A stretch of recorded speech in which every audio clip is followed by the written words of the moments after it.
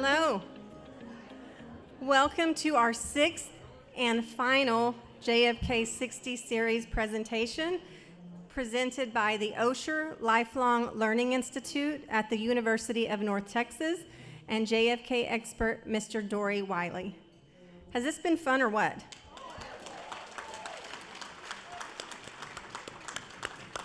This has been an amazing series, and we do have a few people we want to acknowledge before turning the mic over to Mr. Wiley, and I know you want to get to him, so I'll be quick. I first want to thank the Ollie staff, who when I first had this idea a year ago, I'll say they got behind me quickly. It didn't take long. So we have Leanne White, who's our Program Associate Director. Jordan Williams is our Communication Strategist. Jamie Thomas is our Budget Officer. And Liza McClatcher is our Program Project Specialist. Those are big names for such a tiny little group. But honestly, we couldn't have done this series without all of them, so thank you very much. I also want to thank all of our Ollie volunteers. They do a lot of behind-the-scenes things for us, but again, we couldn't do it without them. I think a lot of them are sitting over there, so thank you to our volunteers. A special thank you to Robeson Ranch for letting us use this beautiful space. They're doing a lot of things behind the scenes too, whether it's putting our tables out, hey guys in the back, getting us set up, making sure we have yummy food for the evening, busting our tables, cleaning up after we're gone. Thank you to our local level Robeson Ranch as well as the corporate level. We love being partners with you. We've been partners for over a decade now, and we hope to continue this partnership for many years to come. So thanks to Robeson Ranch. And of course, I want to thank all of our presenters. We've had some amazing ones that have come from as far away as Los Angeles, Kansas, some here locally. We have had, of course, Dory Wiley that we'll acknowledge in a moment, but we have had Brian Edwards, our ballistics expert, Robert K. Tannenbaum. We've had Dr. Norman Gant. There were a couple that weren't able to be here for health reasons. We send our continued wishes for healing for both of them. We have had, of course, Judith Baker, who had us just entranced by when she was speaking. Listening to the things she was doing when she was 16 really made me think, what was I doing then? Well, no, I figured it out. I was working at Pizza Hut, so she was pretty special. We will be sending out additional emails if you want further information about our presenters, books that are being written, documentaries, etc. We will keep you in the loop with the things that our presenters are doing, continuing to do, so you can stay in the know about all of that. I want to thank our AV teams. They have made sure that everything that's going on is documented. A lot of this stuff, this is one of the reasons we wanted to do this series, because as time marches on, this is the 60th anniversary, we do want to make sure that these memories and recollections are recorded. And that brings me to a huge thanks to the UNT Library. They have helped us make sure that the AV team is funded to produce this recordings. Yes, thank you, UNT Libraries. And also, Mr. Wiley serves on the board of the UNT Library, so he might or might not have a little say in that happening. UNT also has the portal to Texas history, and all 6 of these events are going to be, they're 90 minutes, maybe a little longer, recorded and put into the portal. This portal will allow all of this series to be available to anyone worldwide forever free. So if you've been talking to anybody about, oh, I went and listened to this or that, and they said, oh, I wish I could have been there, they can. They can't actually be here probably, but they can go back and watch this. And our goal, and I think we're going to make it, is to have this entire series available through the portal by November 22nd. So just let your friends know they're coming, and again, we will share that information with you so you'll know how to share it with other people and when it's available. So thanks to the UNT Library. Thanks to you for coming. A lot of you have come for all 6 presentations. It shows me that there's a lot of interest, And it really means a lot that you have opened your minds, reflected on maybe opinions you've had, reconsidered them. But nonetheless, this has been interesting to you. You have taken the time out of your lives to come here, share your thoughts, reflect on them. So it means a lot to all of us who have worked hard on this series to see so many of you here every night. So thanks to you. Come on.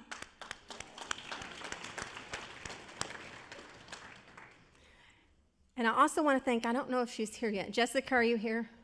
Jessica Chapman? Well, I'm still going to thank her because this is being recorded. One of my colleagues named Jessica Chapman is highly responsible for this series taking place, and that is because she introduced me to Dory Wiley. So this would not have happened without Jessica Chapman. So even though you're not here, we'll play this for you later. So thanks, Jessica. Who knew Dory and I could put together something so exciting?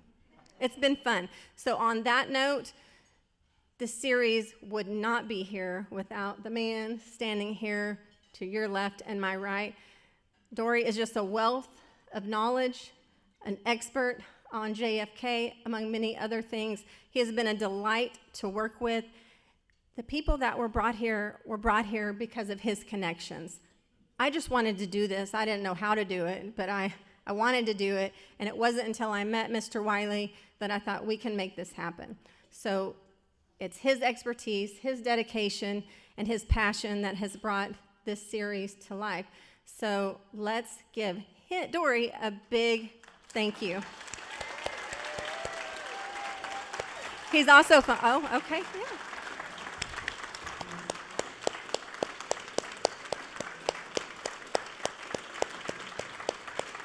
He's bowing for those of you who can't see him.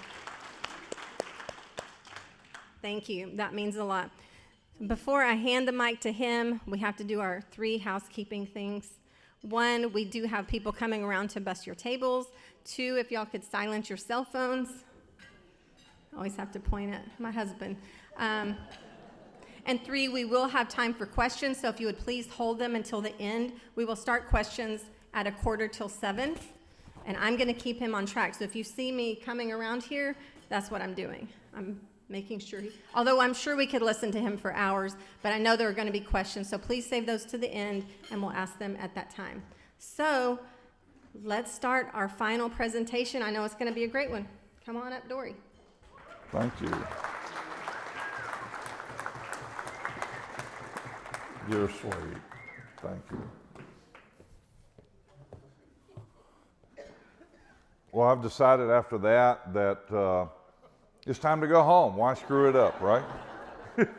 You're clapping and you hadn't even heard the last presentation yet. So I do want to really reiterate thanks to Dr. Reinke and UNT and Ollie and all the people that have helped and all of you, because what a great venue this is.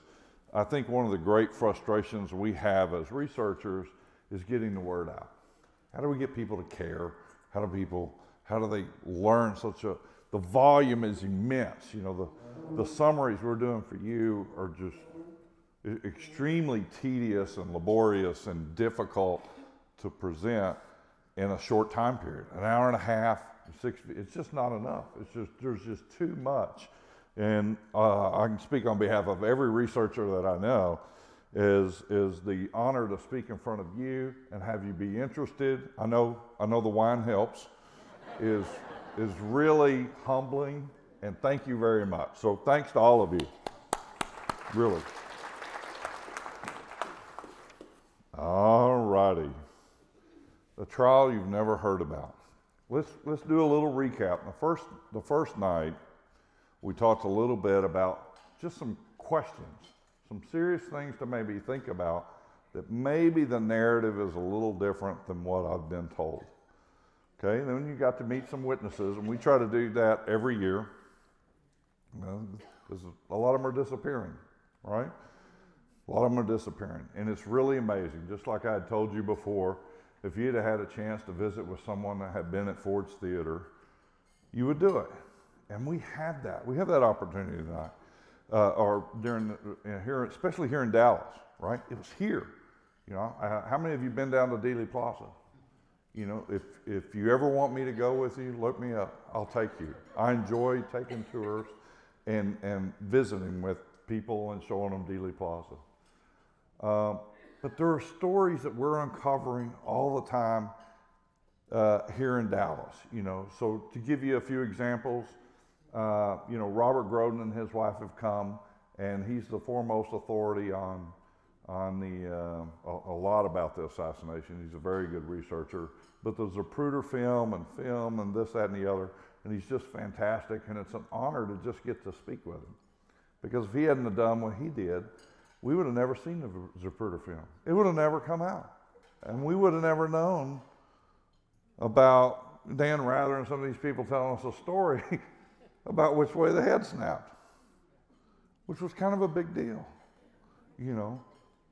Thank you, you know. And to be able to meet someone like that is really interesting. We've got Allison over here, whose grandfather was on the jury in the Ruby trial.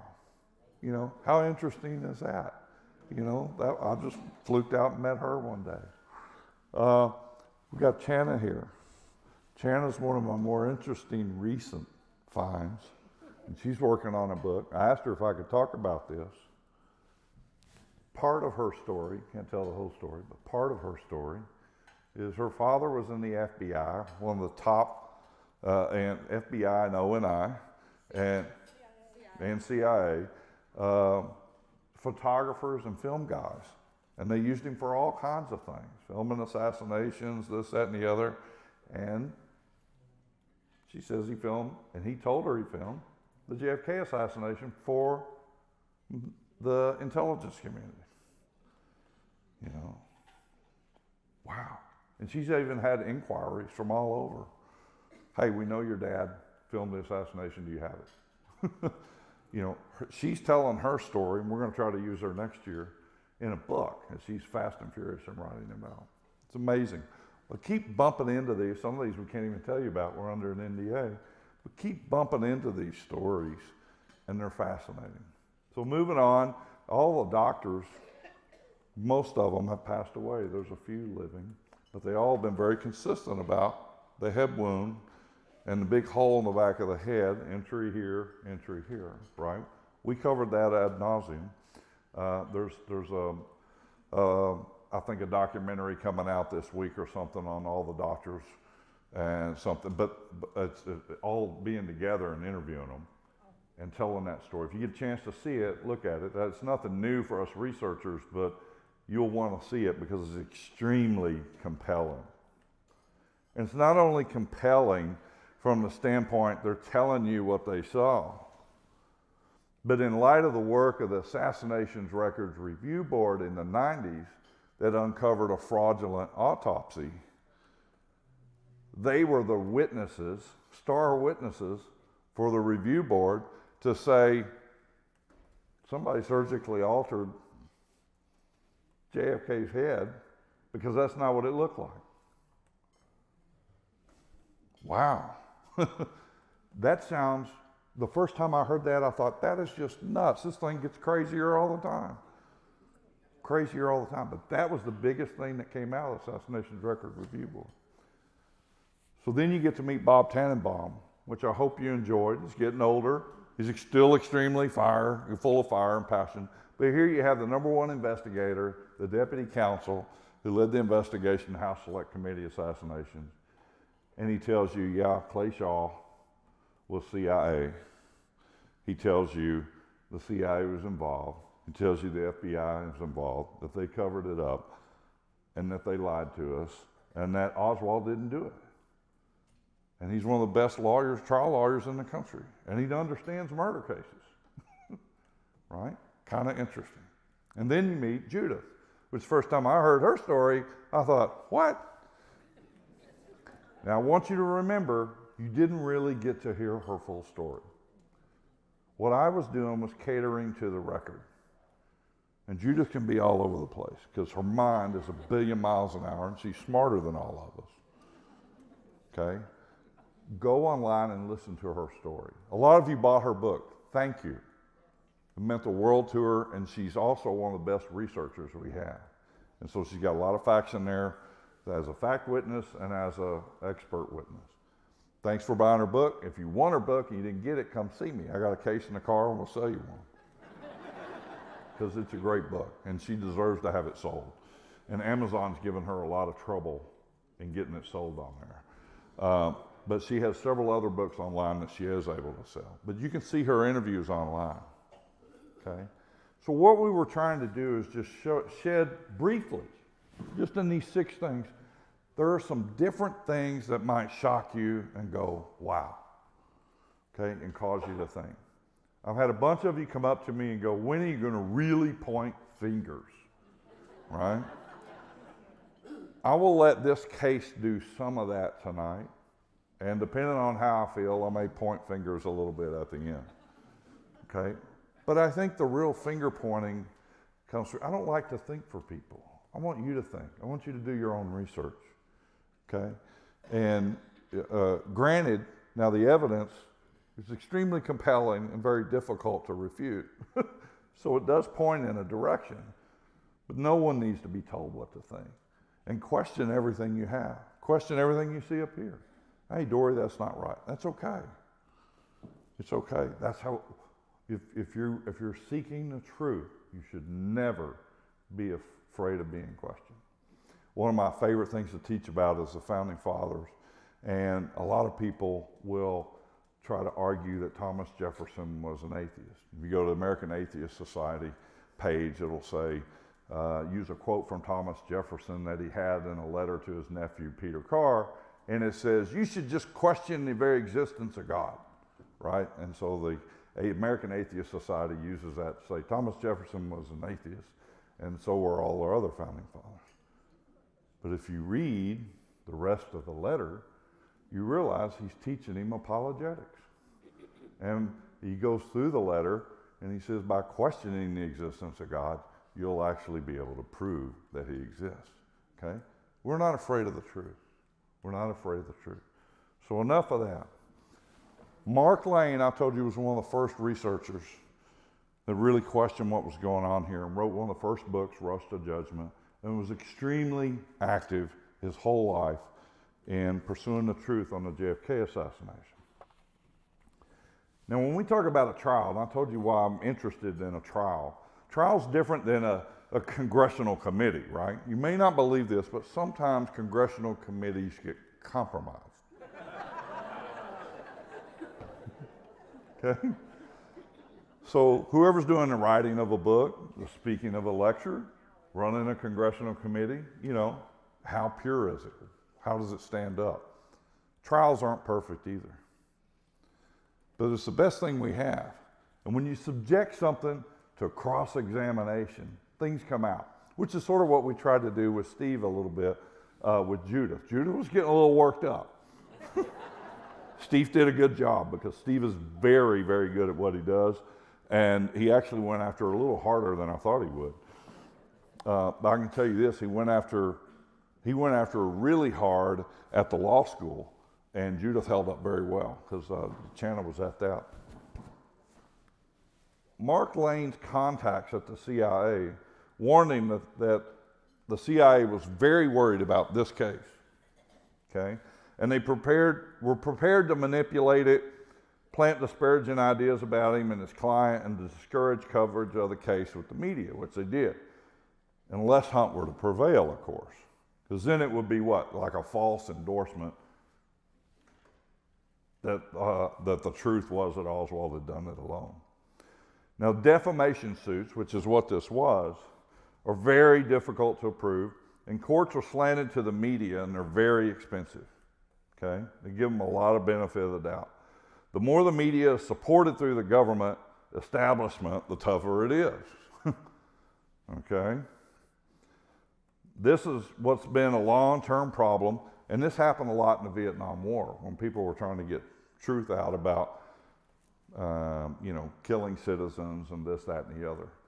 And we can argue about the viability of that and this, that, and the other, but it's always been slanted towards the media to give them the benefit of the doubt. This case is a little bit of the opposite because Liberty Lobby was sort of a tabloid, okay? And this was a big case because this is a big CIA official here. And a big accusation saying he was in Dallas the day of the assassination.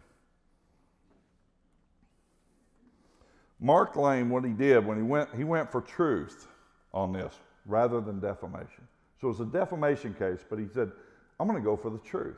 And if I go for the truth, pardon the pun, but this is going to set Liberty Lobby free. Okay? And it'd be a much tougher way to do it. And no one really pursues defamation cases that way. They use case precedent. But what he wound up doing is he's taken this civil defamation case and he's turning it into prosecuting a murder case within a civil action. And I loved it. When you read about this, when you read the transcripts and you read the depositions and you hear the story, I mean, my goal is to make a movie on this. It is really great. The failure tonight is going to be, I can't get it all presented to you in the right way like a movie would. Think about the drama of some of these famous trials with A Few Good Men, you know, with Tom Cruise and Jack Nicholson. I see that with this case. But yet the implications, it's a true story. And how many of you have heard of this case before me bringing it up over this series? All right, just a couple. Okay. We are progressing very slowly. All right, so let's point the fingers, because we did this on the first night. Most of the assassination community, research community, has come to what conclusion? You know, that JFK was killed by a conspiracy of high government officials working with the LBJ, and the minimum complicitly, with the CIA elements, portions of the mafia, and anti-Castro exiles, and Americans who all wanted revenge for Kennedy failings and positions. Remember I told you made a bunch of enemies, right? Just like Trump. He's got a bunch of enemies. You create a bunch of enemies, you have what? You have allies, okay? You have allies. They worked to be able to pin it on Castro and Russia, and if need be, with a fall guy, right? But what do we know now? What do we know for a fact? You know, I'm not a lawyer, but I bet you every cent that's ever been on this earth, I could get up and prove Oswald's innocence in a trial. Easy. Even Sheriff Curry got up in 1969 and said, we can't put Oswald in that room with the rifle, with his prints, shooting the president. That's really kind of case closed. And we spent a lot of time on the magic bullet theory and how that fell apart. The more you dig on that, you know, say, well, I don't believe you. Great. Go dig on it, okay? Because you're going to come up short. That's easy for us in the research community, okay? One of the things we tried to do with you over the course of this is give you some examples of some things that should at least raise an eyebrow. But what we can also prove is we can prove that Oswald knew Ruby, right? And you heard Judah say that. And guess what? Bob Tannenbaum turned it up in the HSCA committee as well. We can prove that all these players knew each other. David Ferry, Oswald, Shaw, the CIA, and that they had a relationship. We have some memos and we have testimony, and in a court of law, it would be very difficult to refute, which all contracts the narrative that we got from the Warren Commission and the media, right? We know a good lawyer will get up and be able to prove motive, means, and opportunity, okay? I'm not going to do that. But can we prove the military-industrial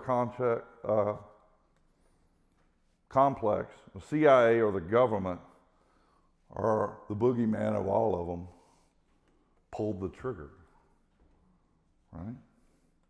And who exactly pulled the trigger, or who all were pulled the trigger, okay? Some of that is still vague. Okay? But I do want to throw a little quote out for you to think about from Sherlock Holmes, our famed, he's not real, is he? But he was pretty good. I love this quote by Sir Arthur. We'll say it's Sir Arthur Conan Doyle's quote, right? And this is really true in the JFK assassination. When you have eliminated the impossible, okay, like we have 114 witnesses killed, and the odds are 1 in a trillion, okay? When you've eliminated the impossible, whatever remains, however improbable, must be the truth. That's a hard leap for some of us. That's a hard leap for, because why? We don't want to believe the truth. Now, I told you about, I think I did. I've spoken at so many events over the last year, I don't know what I've told you. Judge Napolitano, the conservative, he's on Fox a lot. Someone asked him, hey, you know, why didn't Trump release the files? And all of them, right? And why didn't he tell us what's going on? And the assumption has been, well, the CIA talked him out of it, right, for whatever reason. And he's running on a platform now saying, well, he changed his mind, he's going to release it now. None of that really made sense to us as researchers because we kind of already really know what happened. But the quote that Judge Napolitano says, he asked Trump this on the phone, and Trump said, if you saw what I saw, you wouldn't release it either. Now, you can let your mind wander as much as you want on that. What is the answer? I don't know. I can only guess. My guess is it's exactly what we say it is, only it's more documented and it's more provable than we realize. That it was higher ups, they were all involved, and it was done on purpose. Okay? And we'll talk some more about that in a minute. The idea of the CIA by itself being involved in the assassination or taking over the government is not a new concept. And it certainly was not a new concept in '63. I told you that JFK himself had the movie 7 Days in May. Anybody rent that when we brought it up?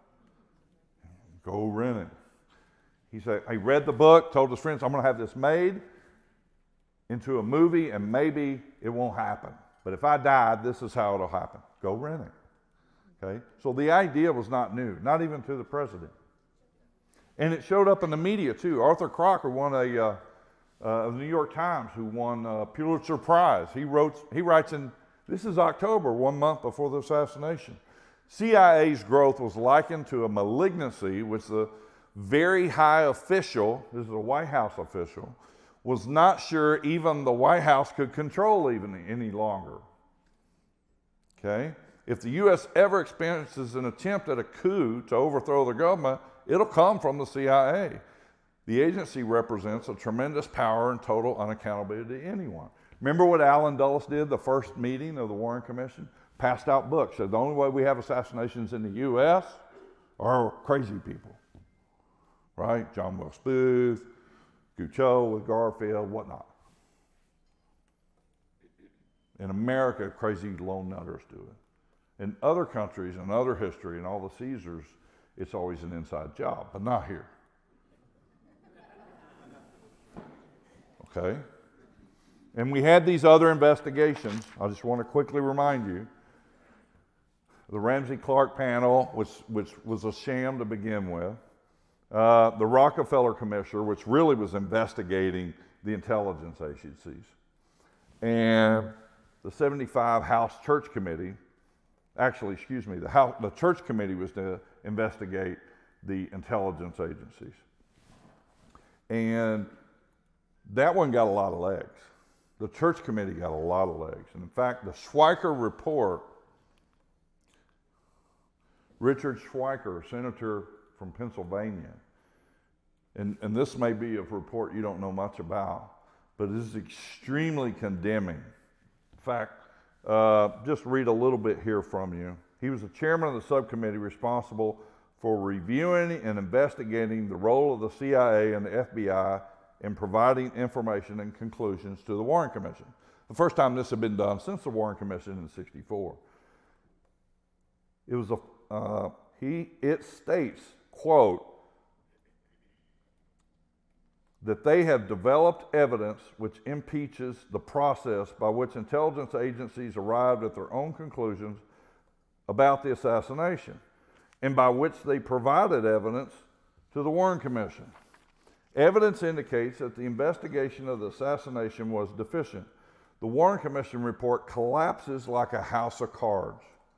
The investigation was snuffed out before it began by senior officials who directed the cover-up. So we knew that in 1975. It's not news today. In fact, 6 of the 7 Warren Commission members themselves questioned the Warren report. Most of the staff members questioned it. The only one who really didn't, or one of them who really didn't, was Arlen Specter. Of course, he became the next senator from Pennsylvania when Schweiker retired. And then we had the AARB. You know the conclusion of the House Select Committee of Assassinations, right? Concluded there was a conspiracy, but they didn't point the fingers at Intel, except for to say that they were all deficient in protecting and investigating the president. That's pretty good for Intel, considering what? They hijacked the committee. Remember, Tannenbaum resigned. They hijacked control of the committee. And they determined the outcome. And that's the best they got? Same thing with ARRB. Okay? And that's the one where they really went after the autopsy findings. And we got more evidence that came out at that time. And they found that they could prove surgical alterations of the heads and wounds prior to autopsy. And guess what else they found? They found an FBI report stating the president's body had been surgically altered prior to the Bethesda autopsy. Even the ones involved in the cover-up. Wow. Okay. Now we got to do a quick review of the Garrison trial because it affects the case we haven't heard about. Remember the Garrison trial, remember the JFK movie, right? Everyone remember? You got to nod with me so I can go faster. They said Clay Shaw wasn't CIA. He may be involved in this, that, and the other, but you can't prove it, and he wasn't in the CIA. He says he's not in the CIA. The CIA says he's not in the CIA, and you can't prove it. Okay? And everyone else he went after, David Ferry, Oswald, Ruby, Jack Martin, Guy Bannister, what happened to them? They all got killed. All got killed. So he's focusing on Clay Shaw. Now we had Judith get up here and say what? I've seen all of those people together. They all knew each other, and they were all working on the cancer project, and they were all working on other projects. And she named others, like David Morales, right? CIA assassin. Okay, she's not the only witness. She's just the only one alive I can bring in here. Okay, we've got other witnesses. Look, she's not alone. Okay, so keep that in mind. The jurors recommended, hey, reopen the investigation, even though Shaw was innocent. But there was a conspiracy. But because of this trial, we got the JFK movie later. And because of that, we got the ARRB. You never know how your work is going to help. You know? You never know. So in the Garrison trial, we had this Assassination Records Review Board, and I think this is a really poignant point, right? Think about this. If there's a fraudulent autopsy, I'll just say if, right? Because maybe you don't know if there is or not, even though I'm telling you there was. Don't believe me. Go look at it yourself. If there is, okay, this is an important question for you. If there's a fraudulent autopsy, what does that mean? Can the mob do that? Can Oswald do that? Who can do that? Who can control that in a naval hospital? Okay? Ask yourself that question. There is no innocent explanation for a fraudulent autopsy, period. So be careful when you research it because you may not like the conclusion. Okay?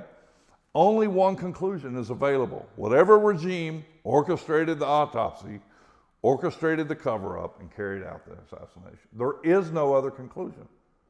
You can argue whether there's a fraudulent autopsy because maybe you don't know all the facts and you don't believe the FBI report or the ARRB. You can't argue with that conclusion. And if you do, you're having trouble with going, I don't want to believe what happened. And that's okay. We're human. And it is a scary thought. We later find out Richard Helms testifies under oath in '79 for Robert Tannenbaum that Shaw works for the agency. How does that change the Garrison trial? Whoa. Now we get a guilty verdict. Whoa. Now we already had the American people in the early 70s for the next 25 years, 70 to 80% believing Oswald was innocent and there was a conspiracy. What happens if a guilty verdict comes out? Ooh, that changes a lot. By not being guilty, everybody gets to stick with, oh, Jim Garrison's a kook, because that's what the media told us and those were the stories that were planted. In November of 2021, the National Archives releases a document, secret since 1992, and not disclosed to the ARRB. They were supposed to, but they didn't. I'm on the wrong page.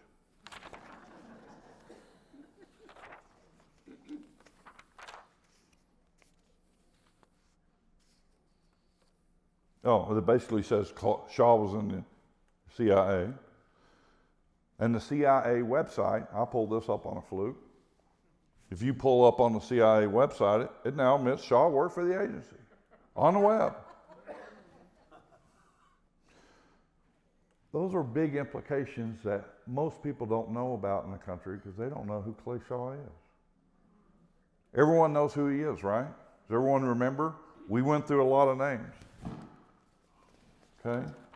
Now, when we're attacking the CIA in a courtroom, we have problems, right? And those problems are the witnesses are guided less by truth, but more to their sacred oath to the agency. Okay?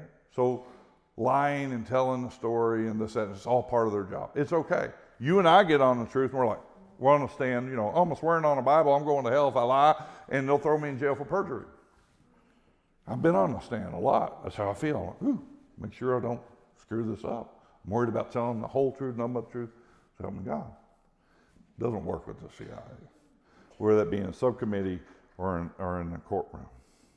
Documents disappear, they reappear, they're forged, they're augmented, testimony tailored to agency demands for self-preservation. It's all about self-preservation. Okay? And there's tons of proof of that, but we don't have time to get through it. But as an example, Frank Sturgis, you need to know who Frank Sturgis is. Okay? Frank Sturgis, they ask him, hey, do you work for the CIA? Well, he says he doesn't. Then another testimony says he does. From the church committee, he says, yeah, I'll teach you how to murder someone and it not being traced. Okay? He's an assassin. You remember he was a double agent under Castro. He was head of security for Castro, but worked for the CIA. And he worked for him a long time, and the last job he had was what? Watergate burglar. Okay?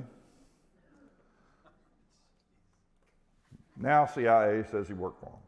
Everyone knows that he worked for the CIA. But they just beat around the bush. So that's just an example we kind of run into as problems.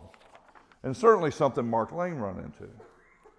Now Garrison had this quote, one man with the truth constitutes a majority. The CIA goes through all kinds of efforts to undermine Garrison. They set up a war room, and they're monitoring the trial all the time. Okay, how do we know? Because one of the guys that was in the war room, Victor Marchetti, tells us about it. The CIA, we went after him. We went after Garrison. We went after all his people. We wiretapped, we bugged. They did all these things. They tried to destroy his reputation. Is that justice? That sounds like obstruction of justice to me. That's a crime. That's a federal crime. Even in Dallas, I'm picking on a guy. I've not done this publicly, but I'm going to do it tonight. He's still alive, and I probably shouldn't do it, but I'm going to. Hugh Ainsworth, Dallas Morning News. You know what I'm talking about? Guess what? CIA payroll and an informant. We now have memos where he's soliciting the CIA to help pay for trips, give them information, and same thing with the White House. He was the #1 attacker of Jim Garrison. Went after him with a vengeance. All kinds of lies. You can pull up all those articles on Dallas Morning News from the late 60s and the 70s, and he went after him with a vengeance. And there's no honor in that. I'm sorry. You know, I've had Hugh in one of my presentations, and I stayed away from the subject, and I struggle with that. You know, I really want to tell him there's no honor in it. So now I'm doing it a really sorry way. I'm doing it behind his back. But he really ought to be questioned in front of everyone.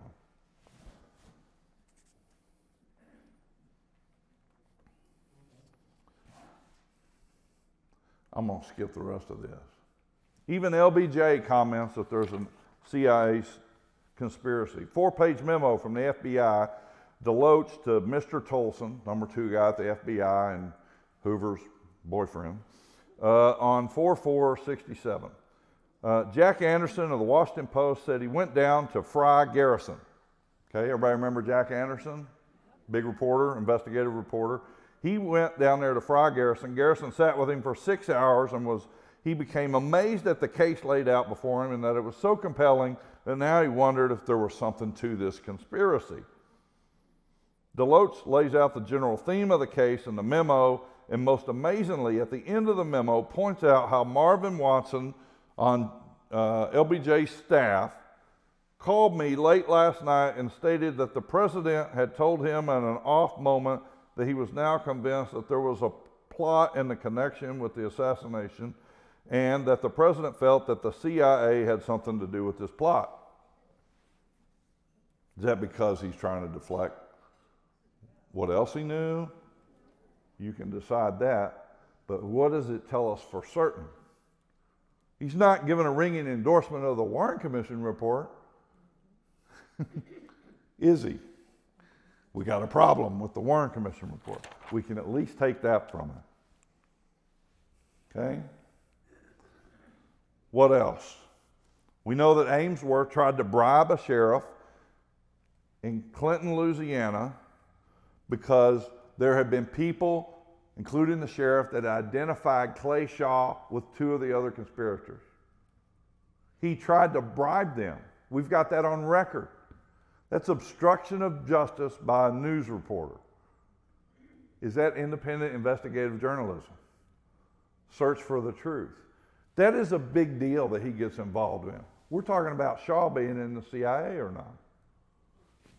Okay? The press attacked him with an abandon, and he was a big part of it. So I'm going to skip this off. I'm going to skip that. All right. Y'all can read all that just fine, right? This is why I haven't put a lot of evidence up. I don't want you to think that I'm trying to hide it from you. It's just kind of hard to read. Okay? So I'm not going to say anything that we can't back up with some evidence.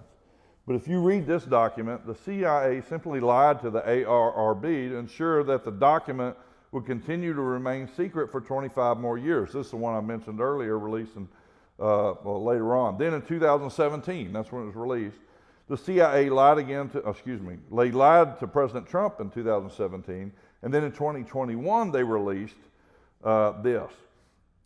They then persuaded Biden to grant another extension, and for some unknown reason, the National Archives released this in 2021. Oops. Part of it is because people are getting old and dying, they can't keep up with all the stuff, they can't remember what? All the lies. Oops. So it's a memo sent by Ken McDonald, the chief of the CIA history staff, okay, to the director of the CIA, with copies sent to the other CIA personnel. What does this say? He states in the memo, these records do reveal that Clay Shaw was a highly paid CIA contract source. Under item 4, that's clearer, right? That's more clear. Under item 4, it's confirmation of Lee Harvey Oswald 201 file. Okay, I've talked to you earlier about him having 201 file and that he had top secret crypto clearance in the CIA. Here's some more proof from the CIA historian. What is a 201 file? Basically, it's a file on people that work for us and everything in it. And guess what? Oswald's 201 file is 29 boxes, and you can't see them. This memo slipped. So if the press knew how to do their homework at all, they would be on TV going, this is what's in there. Just one of the things that's in there. Is that a big deal to you? Do you want to see what's in those boxes? If Oswald was the lone nut that they said he was, why are you keeping 29 boxes away from me? Okay?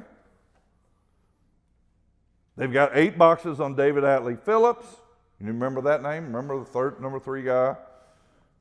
Maurice Bishop. FBI has another 16 boxes on Lee Harvey Oswald's 201 file. Why? Because he was an FBI informant. He got $200 a month. We know what number he had.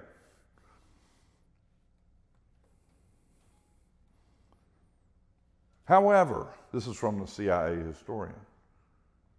He concludes the memo and says, our survey of all this material found nothing in the records that indicates any CIA role in the assassination or involvement with Oswald. If you have a 201 file, you're involved. By definition. Why? He works for you. But we did reveal Shaw was a highly paid contractor. Let's get to the trial. Hunt versus Liberty Lobby. It's the defamation case. Victor Marchetti works for the deputy director at that time and later director, Richard Helms, as a special assistant. And he comes out, he not only writes a book, which I'll talk about shortly, but he comes out and says, Hunt was in Dallas. And the CIA is going to say he was in Dallas. And they're going to set him up.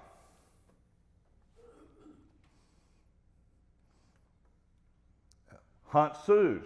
I wasn't in Dallas. Case is on appeal. He lost the case.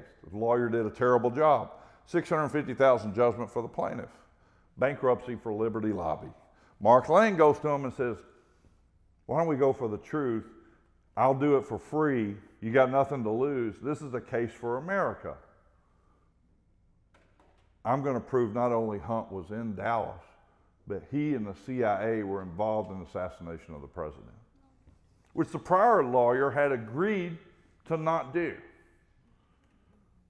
So part of the whole trial is the legal maneuvering to be able to broaden that case. And it's fascinating. Major fight. What's great about this, for Mark, as a researcher, I get the opportunity for sworn statements and cross-examination of key witnesses. We hadn't had that since what? Garrison.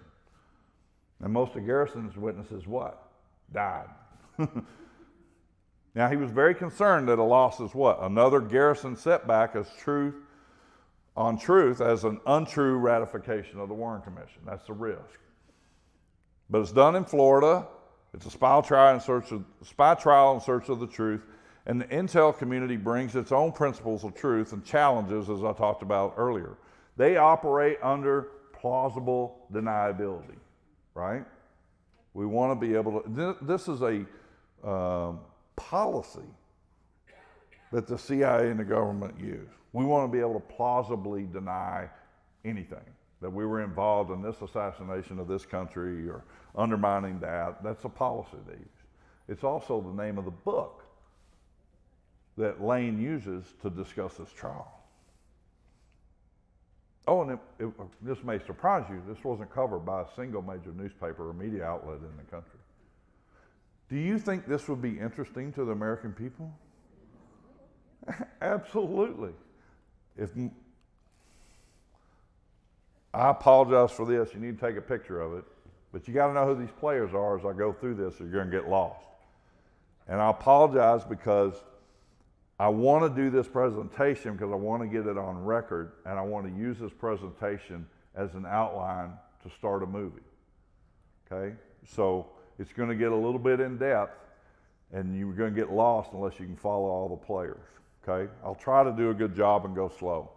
Remember Alan Dulles, former head of the CIA, fired after Bay of Pigs for betraying Kennedy and setting him up. Richard Helms became director. David Atlee Phillips, the number 3 guy. Remember, what did we find out? Judah found out, hey, this is Maurice Bishop. What did, we had other CIA agents tell him that he's Maurice Bishop. We had Robert Tannenbaum tell us he was Maurice Bishop. Who's Maurice Bishop? The CIA agent that handled Oswald. Okay? Very important. James Angleton, head of I forgot the name of it, but there it is, founded counterintelligence branch in 53 through 74 and forced into retirement by the new head of the CIA, William Colby. Marita Lorenz, star witness for us. We're going to use a Castro girlfriend, CIA agent recruited by Frank Sturgis. Frank Sturgis, CIA contract agent, working with anti-Castro Cubans in Miami, recruited Lorenz to help kill Castro. John McCone, director of CIA from 61 to 65 after Allen Dulles is fired. Okay, William Colby, CIA director 73 to 76. Did any of you see the new version of the Manchurian Candidate? Not the old one, but the new one. Okay, and God, I forgot the actor's name.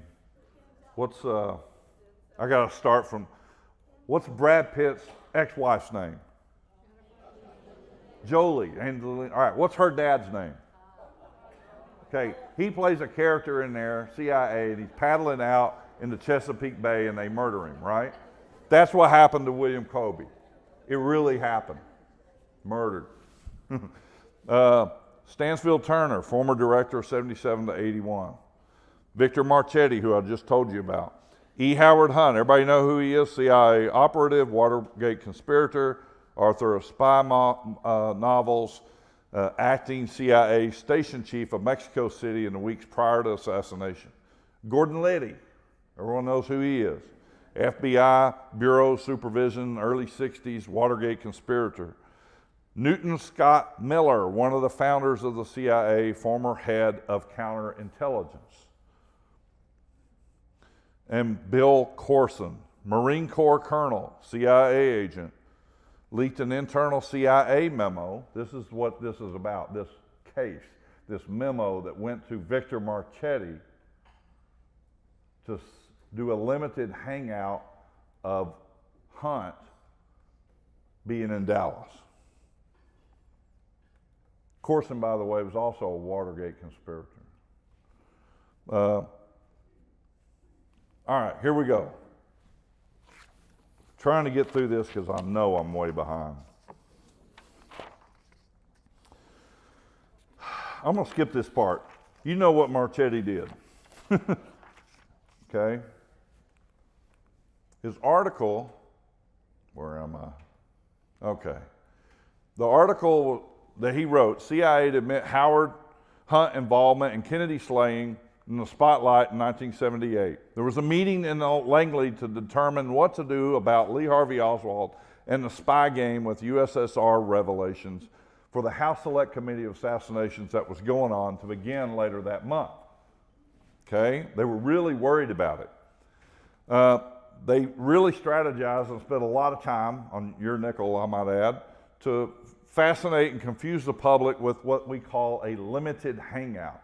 If you remember, I accused Paul Landis of doing a limited hangout by giving you something to be fascinating with that really doesn't tell you anything, okay? Which is, hey, I put the bullet out on another structure and didn't want to talk about it for 60 years.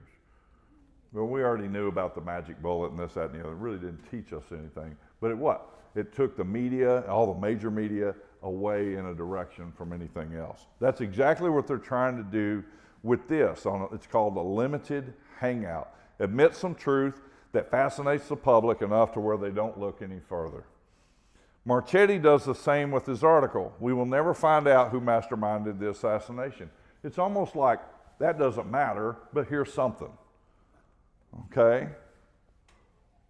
But we're going to learn new superficial disclosures and of a few lesser villains in the crime to be identified for the first time.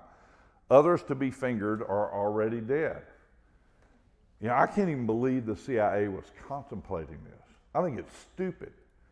Because to me, all it does is this limited hangout is just make it worse. By saying we're going to serve up Hunt and a few guys that are already dead and say they were rogue elements of the CIA, we weren't behind it. I think that's nuts. Stupid strategy on their part. I wish they had done it. They never released the memo. He says, we're being set up to witness yet another cover-up designed by the CIA with the assistance of the FBI and the blessings of the Carter administration. And they did the same thing with the church committee.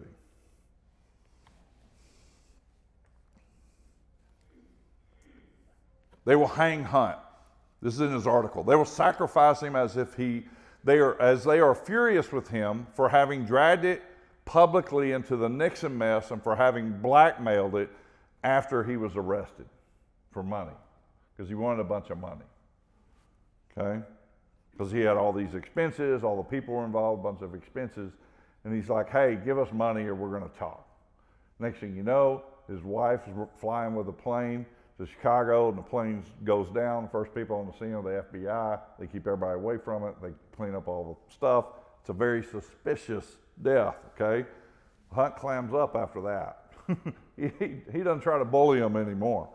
But it's all centered around this memo. In public hearings, the CIA will admit Hunt was involved, and the CIA may go so far as to admit that there were 3 gunmen shooting at Kennedy. I think this is crazy of them to do this. I wish they'd have done it.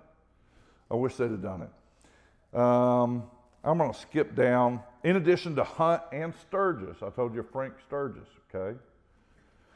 Another former CIA agent marked for exposure is Jerry Patrick Hemming, okay? Another assassin, Op 40 CIA agent. Like Sturgis, both worked for Castro as a CIA double agent and then the anti-Castro Cubans in an attempt to rid Cuba of a communist dictator. Hemming was Oswald's Marine sergeant, was stationed at the U-2 spy base in Asagi, Japan, okay, where Oswald was trained to be a double agent by the CIA. We covered that the first night.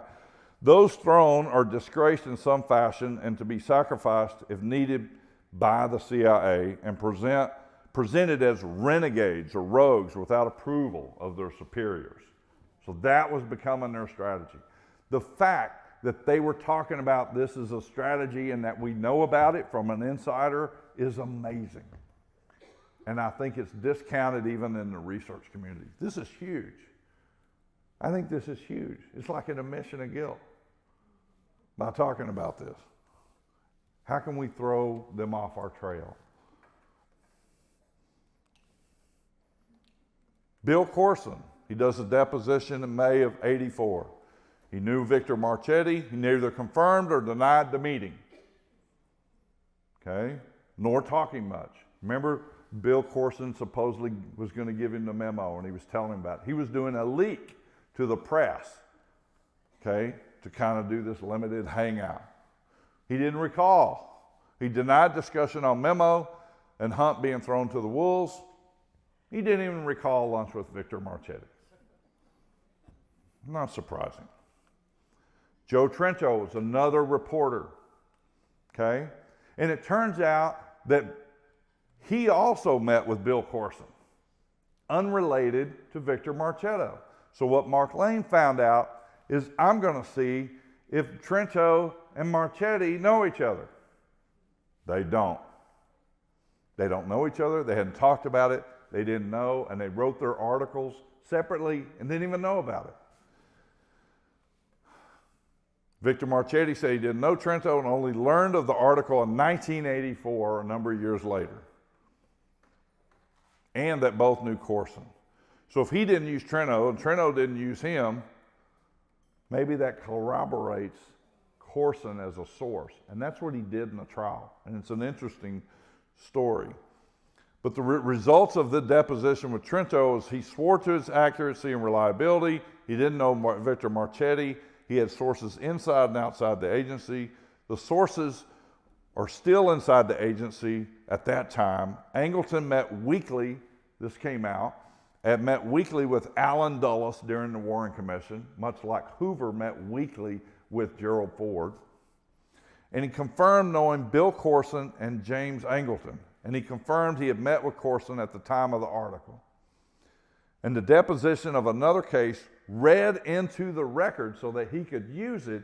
In this case, James Angleton, who had already died by the time this case was going on, confirms call from Trento while he's in Corson's office.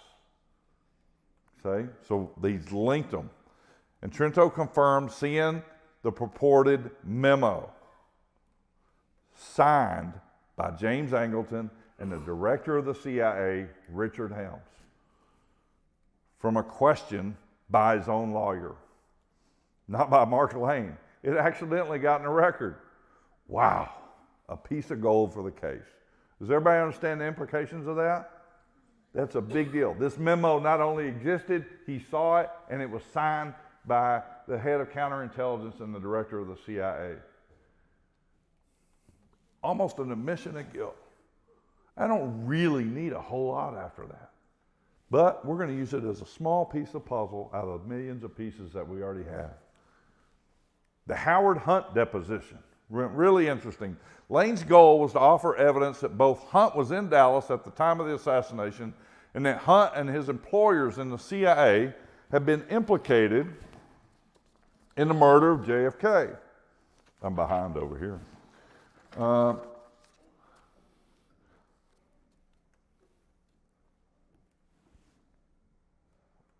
I guess that's a White House note. The Watergate bugging is only one of a number of highly illegal conspiracies engaged in by one or more of the defendants at the behest of senior White House officials. These as yet undisclosed crimes can be proved. He admitted he lied under oath in the past. He denied knowing Joe Trento. The Rockefeller Commission determined on page 255 of its report, it cannot be determined with certainty where Hunt and Sturgis were the day of the assassination. Witnesses Mary Traynor, a domestic servant, and his wife Dorothy both said he was in D.C., but both were dead. So he said he had 5 live witnesses, 2 were CIA, 3 were his children. Okay? So we're going to talk to the CIA witnesses and see if they are a good alibi for Mr. Hunt. So we get them under testimony. And what do we find out? Well, his neighbor was supposed to corroborate as being in D.C. Trenton had written that all of Hunt's alibi witnesses were to be CIA arranged according to the memo. Well, they didn't do enough rehearsal. The first trial testimony was he saw Hunt and his wife drive by on 11/22/63 as they exited a downtown restaurant, and they waved at each other. He called her Betty, but her name was Dorothy.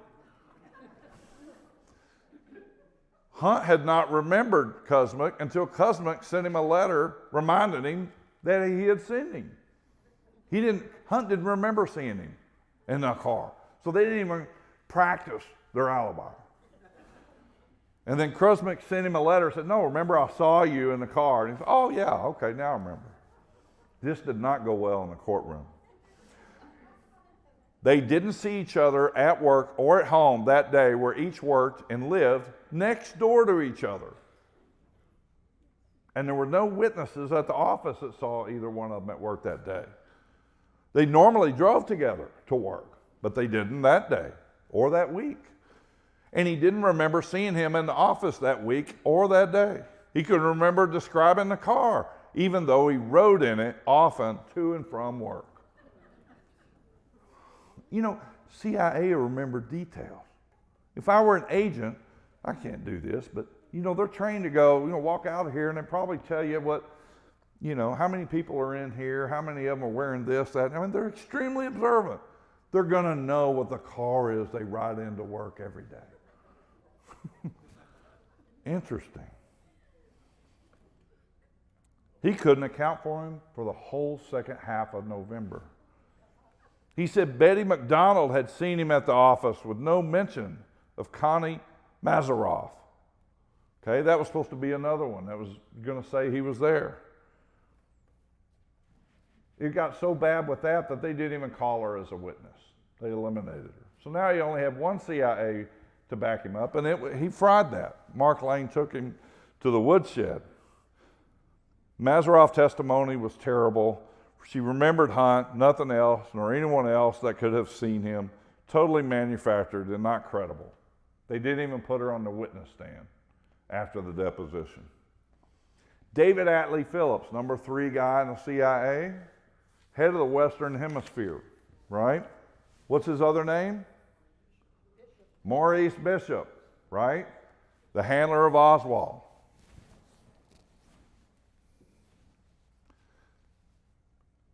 He's accompanied in a deposition by Richard Sullivan, Associate General, I guess I should use a better,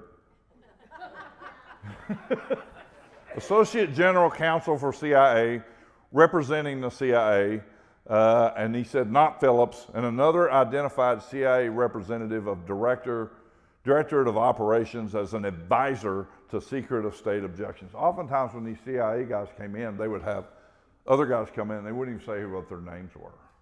And they couldn't even get it on record. He testified he met Hunt in 1954 during Guatemala operation, had seen him in Mexico City just prior to November 22nd of 63, contradicting Hunt's statement. Oops, that's not going to look good on the stand. He asked him, "You're a spy and spies lie." And he says, "Yep, I'm an intelligence officer and find it necessary to engage in duplicity from time to time." That's going to play well in front of the jury. Gordon Liddy, in his testimony, question from another case of Liddy was asked if any agency of the U.S. government had ordered him to kill Hunt. He responded that there came a time when I felt I might well receive those instructions, and with due respect to Hunt, I was prepared to carry them out immediately. He maintained, I'm sure that they probably didn't send each other Christmas turkeys after that.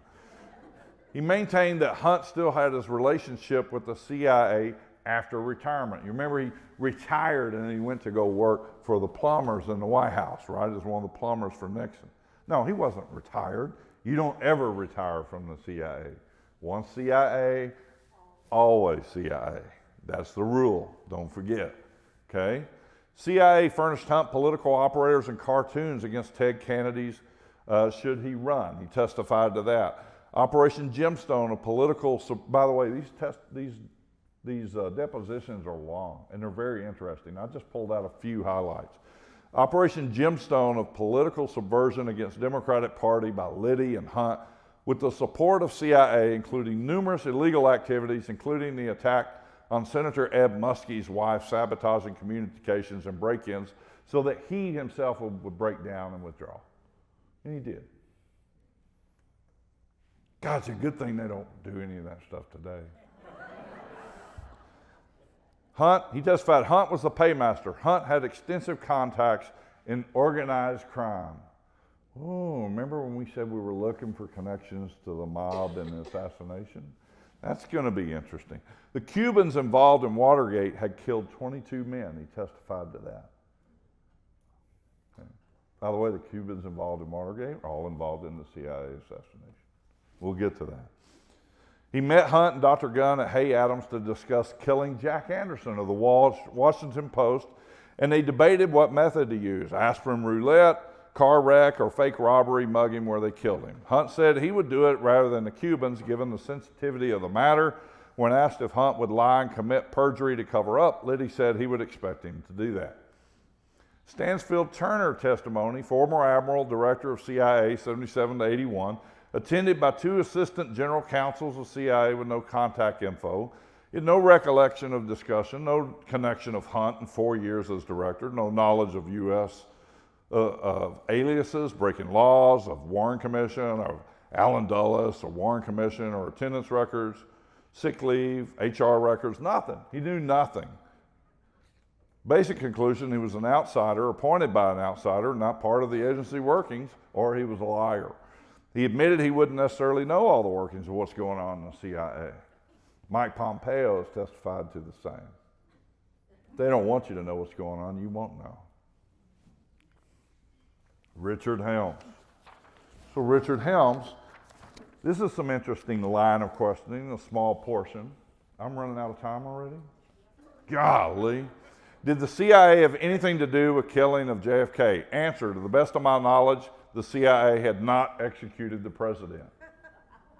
What an awkwardly worded statement. It's yes or no. Has the CIA attempted to cover up the identities of the killers? Imagine how that plays in front of the jury. Has the CIA attempted to cover up the identities of the killers of the president? Answer, to the best of my knowledge, the CIA has not attempted to cover up the facts. Okay. Could Angleton have engineered assassination and had it as a vest pocket operation covered up without your knowledge? No, not likely. He would want to or would do this without people knowing it. Question, do you know about the memo with your signature in question for this case? Not to the best of my knowledge. Question, is the conclusion that the agency was free of any blame in arranging of the killing, of the cover it up, an accurate conclusion as far as you know? With respect to JFK? Exactly right. Answer, that sounds about right to me. What? Have you ever heard from any personnel, past or present, that the agency had decided to sacrifice Hunt to protect its interest? I don't recall.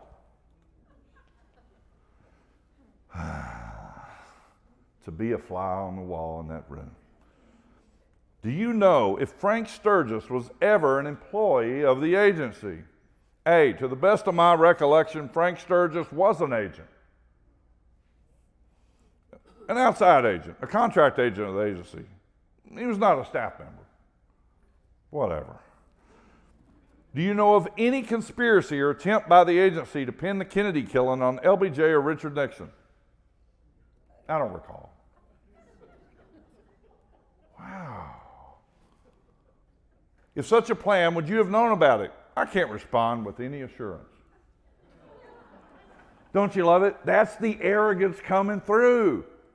All of this. Have you ever been involved in a trial and witness preparation? Any of you out there? I've done expert witness, fact witness stuff. You get people with arrogance, narcissism, and pride. They are the worst in the courtroom. A good lawyer will fry them. He's getting creamed here. During cross, Lane clears up more about Oh, by the way, those are questions from his lawyer, not Lane.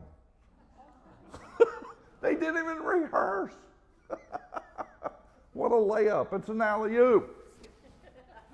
During cross, Lane clears up more about Sturgis with Helms elaborating about Cuba and Florida and being under Hunt, documenting clearly how involved he was with the CIA in Cuba and in exiles, etc.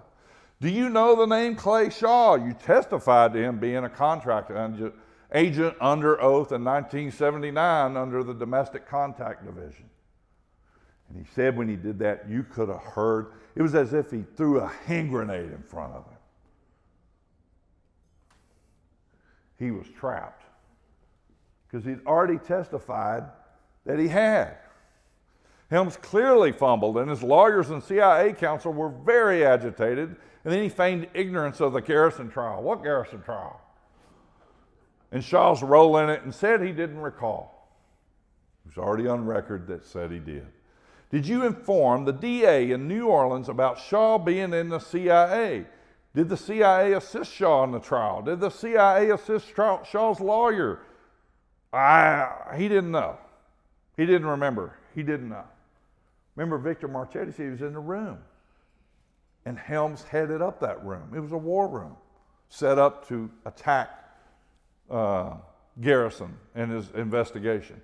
Question, did you inform the Warren Commission about Oswald's whereabouts in Mexico City? I don't recall, but I did submit him info about Hunt being in Mexico City before assassination. Oh, well, thank you. Dumb witness. You only answer the question. Well, he gets more ignorant. What's this?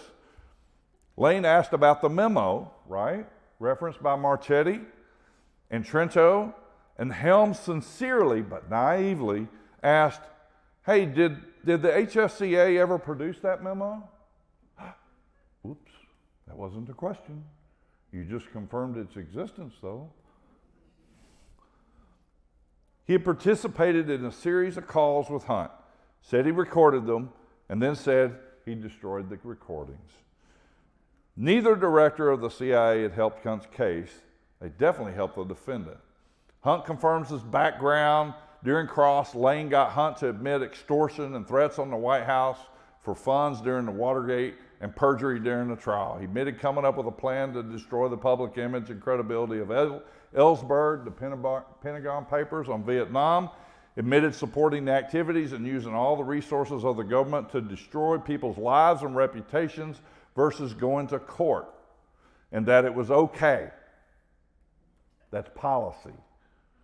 It was the way things are done regularly with the FBI first and then the CIA. He claimed, I'm glad they don't do that anymore. He claimed he had liked JFK and did nothing against him to defame him, but was confronted with evidence that he agreed to forge State Department documents showing that President JFK had ordered the assassination of South Vietnamese President Diem. I went to a presentation the other day by a presidential historian who's still spouting that crap, that JFK ordered that assassination, and he didn't. You know, we get our history messed up. Why? The reason why is because the CIA forged the documents. He's forced to admit it and explain the process of how it got into Time Life magazine. Where was he on November 22nd? This is the most important thing. I'm at work, driving wife, purchased groceries at Walling Grocery, heard on radio, picked up daughter, went straight home.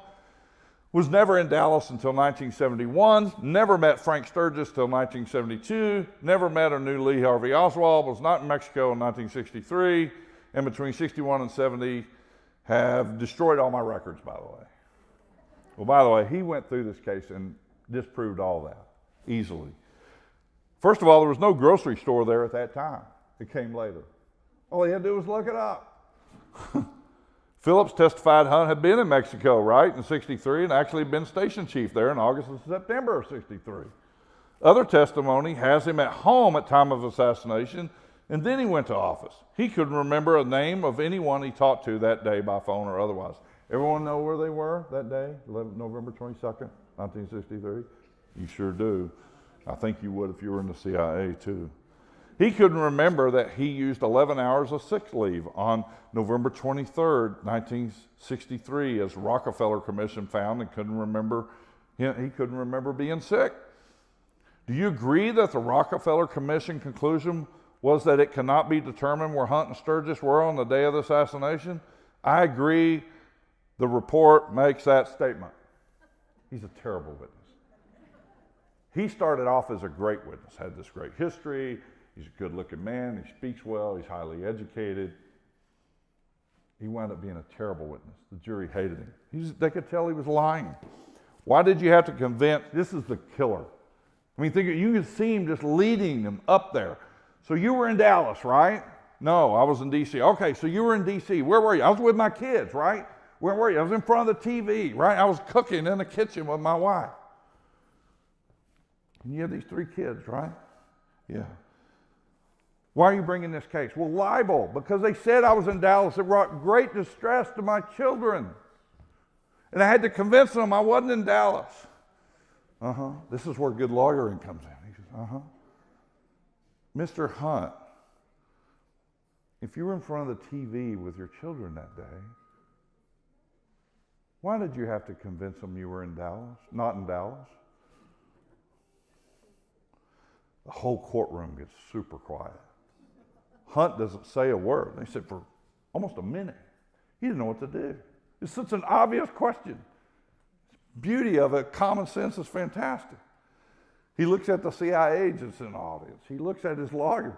And then he finally says, well, they were distressed and they weren't sure anymore. And I had to reassure them.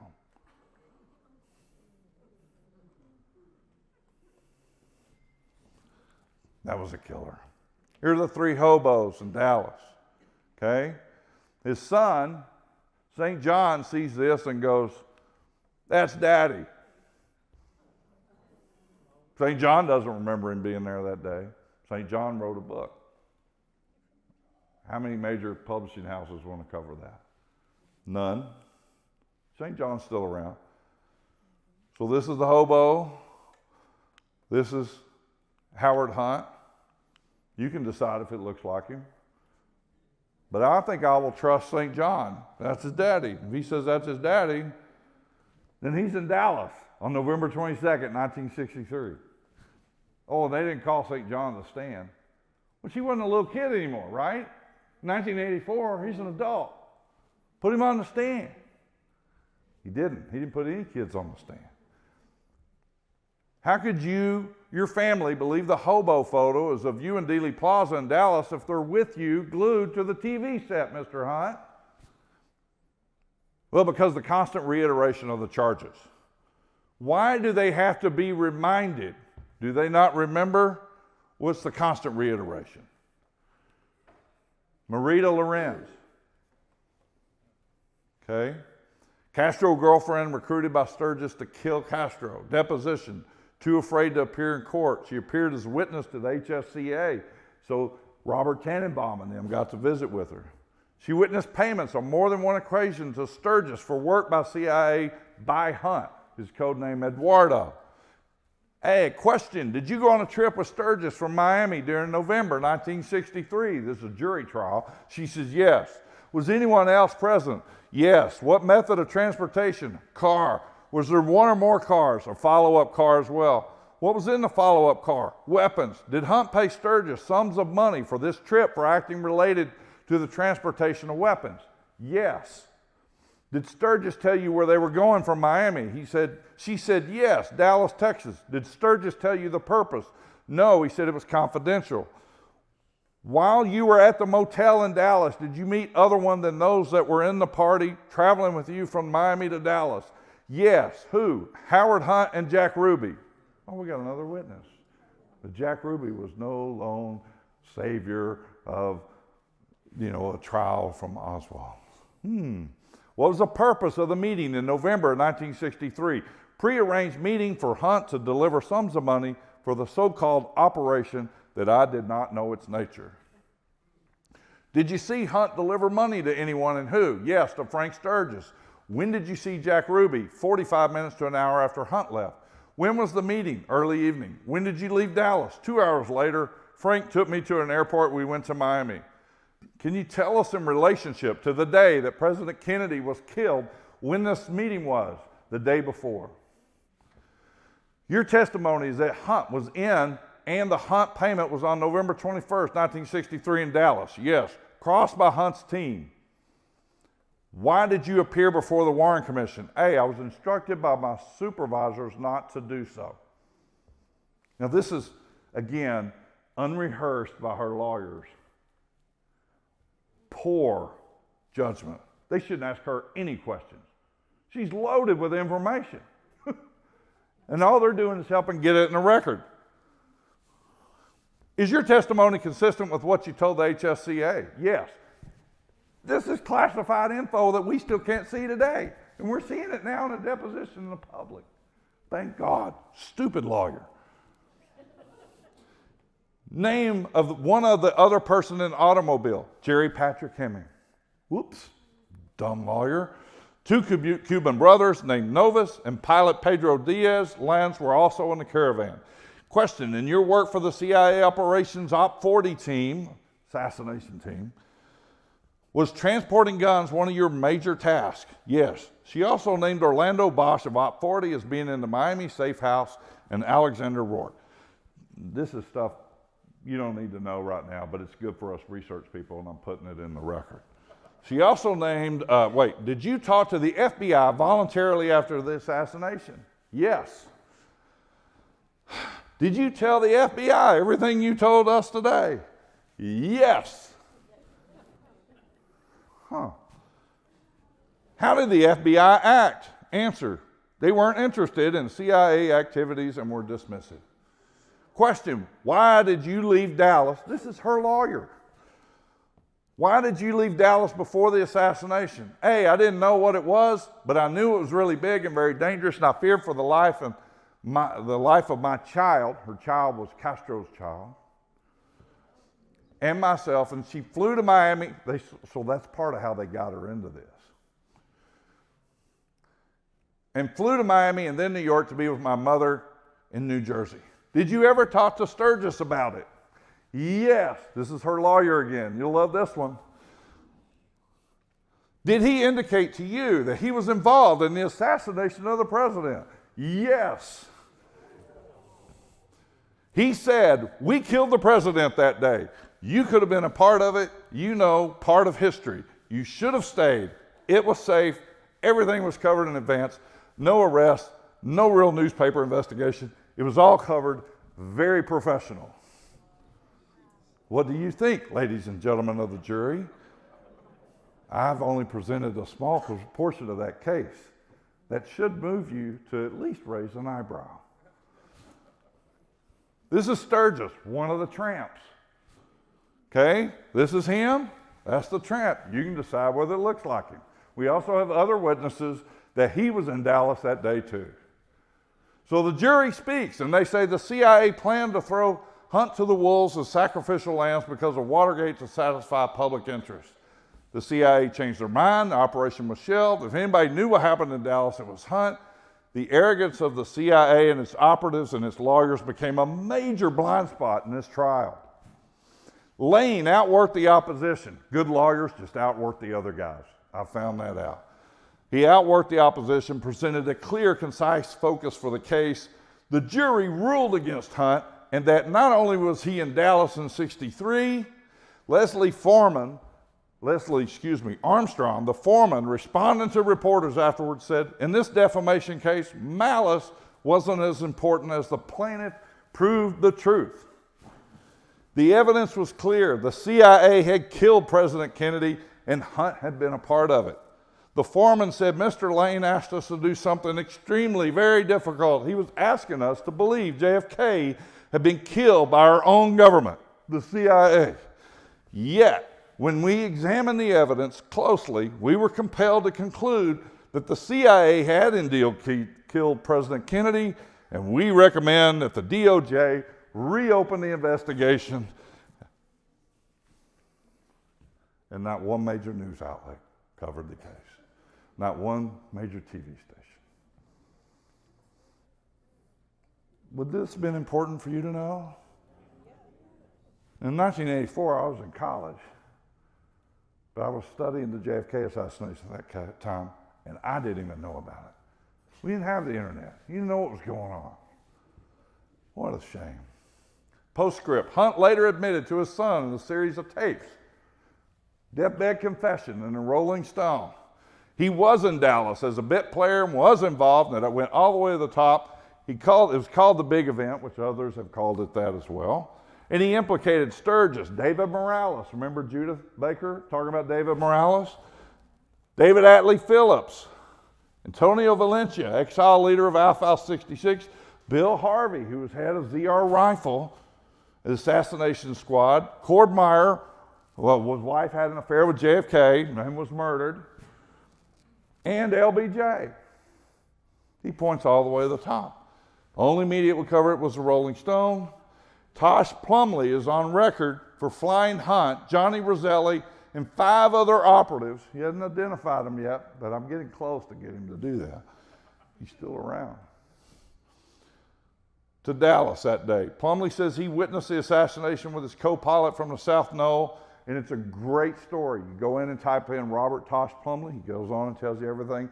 A lot of his stuff that he's testified to, House Select Committee of Assassinations, as well as the Senate committees, and Iran-Contra. He was an Op 40 CIA pilot.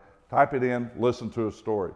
St. John Hunt wrote a book, said his father was in Dallas that day, and he would never, that his father in the kitchen chopping vegetables was his wife is the biggest lie in the world.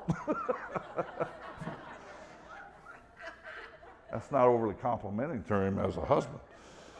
And that would never happen. Little things matter. Look at what he focused on. His book and story gets no coverage from the mainstream press. And by the way, neither does Mark Lane's story about Hunt and Liberty Spotlight. But we're bringing that to you today. Thanks for listening.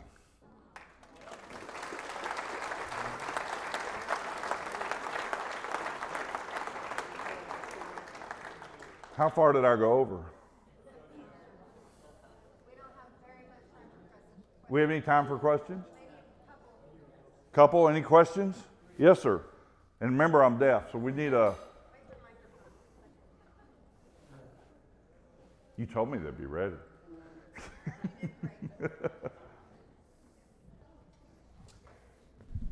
Hi, thank you. This has really been extremely interesting. Thank you. My question is Robert F. Kennedy's assassination.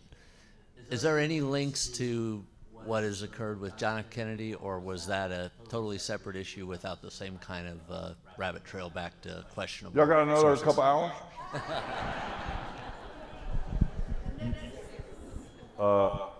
Yes, and it's even more compelling.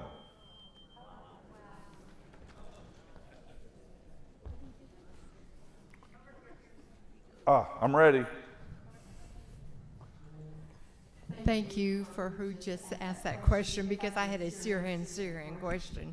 So I'll go back to my other question, was about weapons. Back in '63, did they not have assault weapons or AK-47s and that sort of Yes, stuff part that we're of seeing Marita's today? testimony is carrying all kinds of assault weapons, automatic rifles, all kinds of stuff. So yes, they did.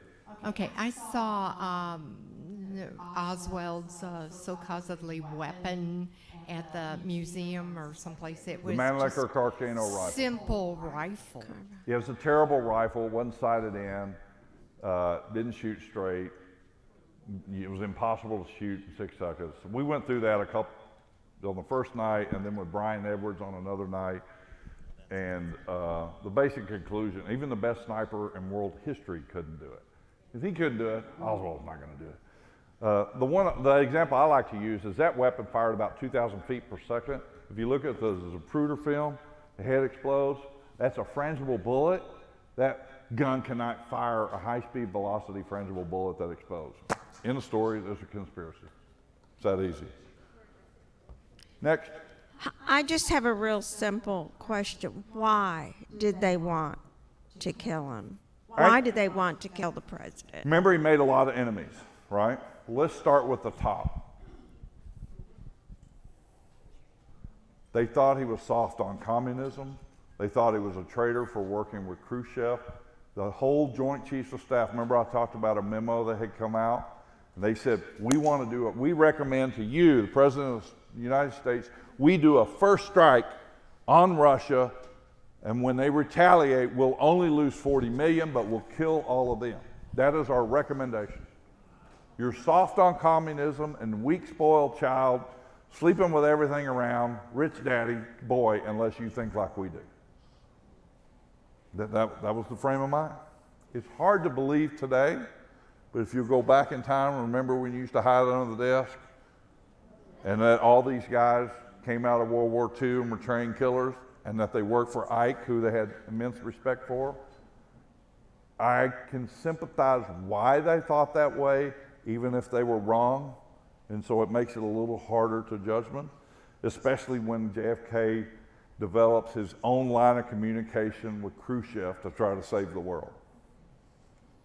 So I did a talk the other day on the presidents, and it was called Profiles in Courage. When Kennedy wrote his Profiles in Courage book, it was on senators that had courage. And so I did my talk on Profiles in Courage of Presidencies. And I ended with Kennedy, and the 5-minute pitch on Kennedy was, yeah, he may have been all these bad things, which I grew up really not thinking much of him. But when he was faced with what Jim Douglas called the unspeakable evil that he encountered with the threat of world destruction, he had to fight it, and he took on the CIA, the FBI, LBJ, the mob, everybody, the military-industrial complex, and literally saved the world. Literally, him and Khrushchev both get credit for that. Khrushchev met him halfway. Khrushchev is the one that backed down the Berlin crisis. He moved the first tank back. It was Khrushchev where they turned around at the missile crisis. Because if we'd attacked, all the Joint Chiefs of Staff wanted to attack a Cuban Missile Crisis. And what did they misjudge that we know for a fact now? They had nuclear weapons already in Cuba. We attacked, boom. They were wrong. Kennedy had studied history enough to know that you think of Archduke Ferdinand and things like that where, particularly male, right? Ego gets involved. Things escalate. And he was really fascinated with, well, we can't let that happen anymore because escalation leads to annihilation. And he was really the first one to think of that. He gets credit for it, even if you don't like everything else about him. And that's a lot of courage because it cost him his life. And that was the motive they had for getting rid of him. I'm afraid that what Trump saw was a coordinated plan by everyone. We got to get this guy out because they really thought he was a traitor and soft on communism. And they thought of it as a national security risk. I could be wrong. I don't know that for a fact. But with those memos from the Joint Chiefs of Staff, they're pretty incriminating. Yes. Dory, do you think with everything, you've talked everything, connected a lot of these people to Watergate, there's been some talk with Nixon. Was there anything in your research that tied Nixon to any of this? No, but I want to show you something. See these 7 Watergate members? They all went to jail. All of them are intelligence, all CIA but Liddy, and all but Liddy had strong ties to involvement in the JFK assassination. I definitely want to play this for you. Where's my guy? Get another question while you come play this. This is Frank Sturgis. I want you to listen to what he says about Watergate. Hey, Dory, was this Liberty case videoed at all? Was it what? Videoed? No, Nothing. not And where are the archives? No, but you can. It is a court document. You can get the court documents and the depositions and the transcript of the case. If you're a lawyer, you can get it. But buy the book. It's easier. Buy Mark Lane's book, Plausible Deniability. Yes. Uh-oh. This will be a tough question. I want to authenticate what you said about the Cuban situation and Khrushchev, because my father led the photo recount of Cuba. I was born on the Jacksonville Naval Air Station Base, VAPE 62. Gordon Ferry believes he was Secret Service to Eisenhower, Kennedy, and Johnson. He believes he was on the receiving end of my dad's work to take to Washington. My mother even, she's 86, seen the mosaics. When Dad died, I contacted my congressman a few months before. Dad wanted his last debriefing. Dallas FBI office would not help me, would not help that Texas congressman. I had to go back to Washington to get it. And here's what Dad told me. In the spring of '63, he was on the USS Enterprise that had just deployed with John McCain, junior grade lieutenant, and they were going to take pictures because he was photo intelligence of the warheads. 2 Russian MiGs flew over the deck of the Enterprise. At that point, we knew Russia was still there and we were still there. They made a mad dash to the Mediterranean. I have audio of Dad talking how they trained people that looked alike, the same mission, to go into Russia. He said they were very afraid that Kennedy would broker peace with Khrushchev, and if he could not, he would reveal the weapons technology we had in our satellites. Think of it this way. That's due, that they are ahead of us 50 years with technology to keep us free. And the Joint Chiefs of Staff was very afraid that he would reveal that technology. Yeah, think of it this way. President of the United States goes and brokers a deal with Iran. Do you trust Iran? Pretty easy to not trust Russia, too. It's not easy. This is interesting. Frank Sturgis, right? We already got a witness saying he was involved in assassination, admitting it, and we've got other witnesses, too. This is him with Bill O'Reilly. Don't laugh at Bill O'Reilly. He's actually got a big head of hair here and very young. This is an interview with him about Watergate. And we'll probably play it a couple times. Go ahead and play it. They were involved up to their eyeballs. They knew everything that the plumbers were doing. Who was Deep Throat? Robert Bennett, I believe. Yeah. Background. President of the Mullins Company. Plus, he was a CIA official. Hit stop. Mullins Company was used as a front for Central Intelligence Agency. Why would he leak information about Watergate? Okay, so I want you to watch his eyes.